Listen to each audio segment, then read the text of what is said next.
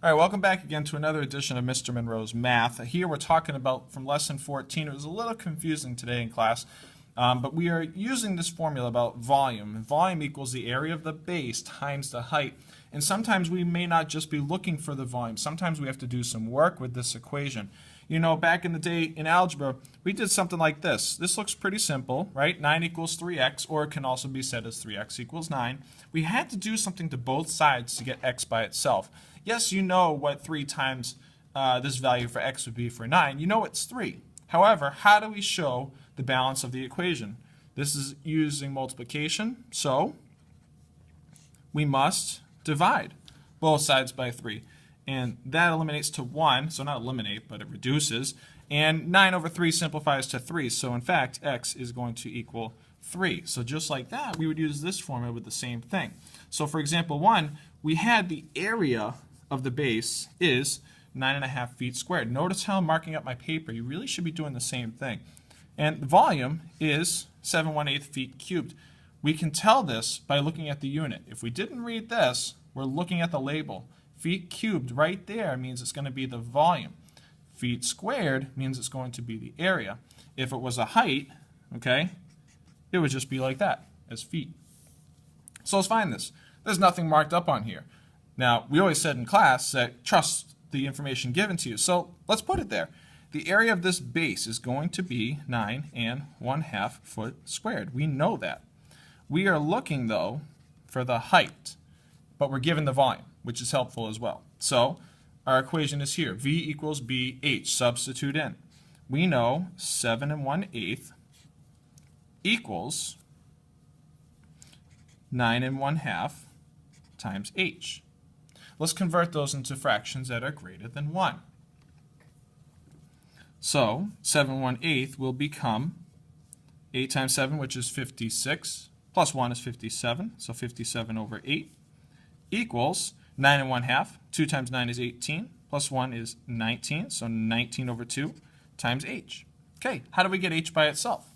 Well, h is attached with multiplication, so we would divide both sides by 19 over 2. Now in a moment I'm going to use the division symbol in place of this fraction, but I just wanted you to see how this looks. So we are dividing both sides by that.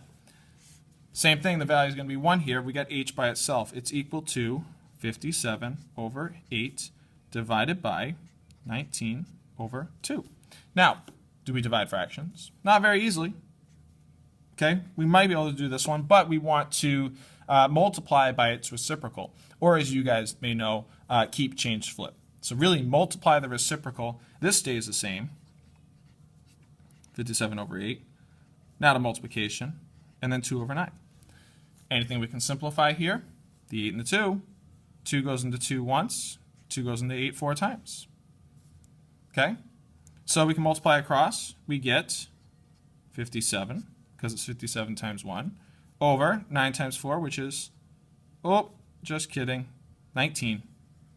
Okay, which actually will be, let's see, 9, 8, 7, 6, 76. Okay, so how many times, or actually it doesn't, 57 is smaller than 76, but we can reduce. They're actually both divisible by 19. So 19 goes into 57 3 times, 19 goes into 76, excuse me, 4 times.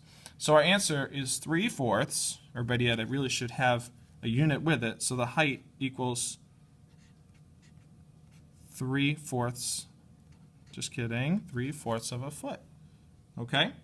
So we found that height. So we could check by saying, well, is 3/4 times 9 1/2 equal to 7 1/8? And in fact, it will be.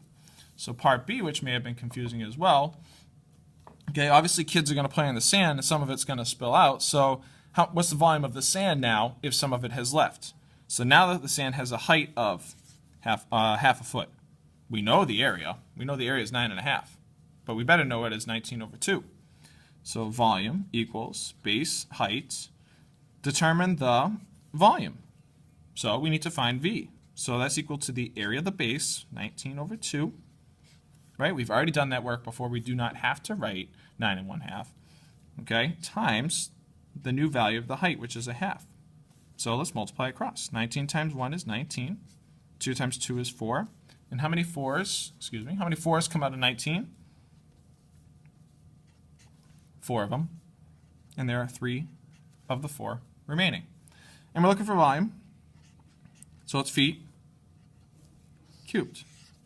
So the volume is equal to 4 3/4 feet cubed. Okay?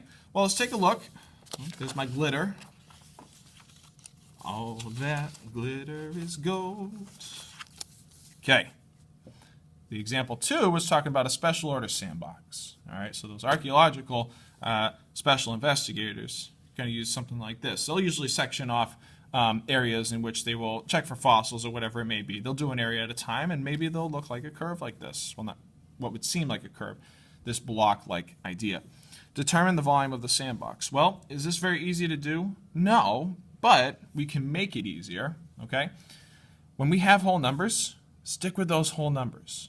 We can divide this into several different ways, right? We could break this off in several different methods. We could use a vertical line. We could use a horizontal line. We also could extend these values out here to then find the volume of the whole thing and then subtract the missing part. So those 3 ways are probably the easiest to start with. We also could do vertical and horizontal so we can find the cube and then these areas, but let's stick with what may be the easiest. Stick with those whole numbers. So we're going to draw this horizontal line across. Okay? This also extends down here, so we want to be careful about this value. Okay, so we may not use that. So the length, we're going to call this one the back.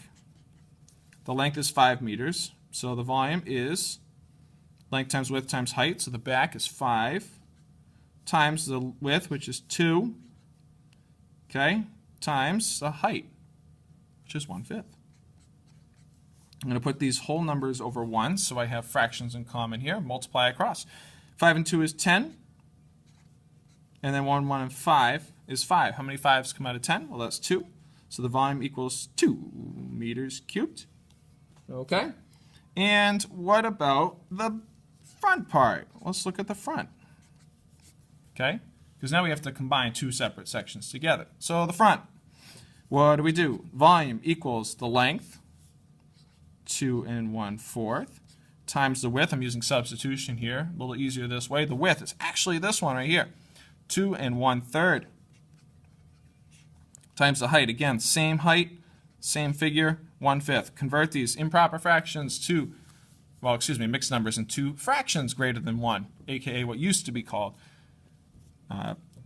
those. So, improper fractions.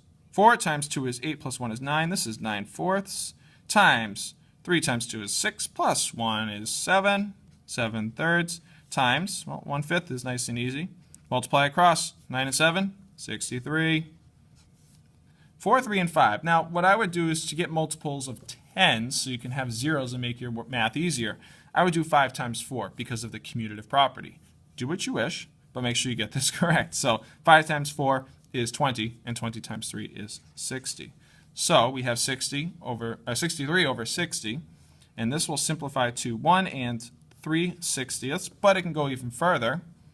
It'll be 1 1/20, because both those numbers are divisible by 3. So 1 1/20 meters cubed. So now I take this volume right here of 2, this volume right here of 1 1/20, add them up together, and I'm going to get 3 1/20 meters cubed.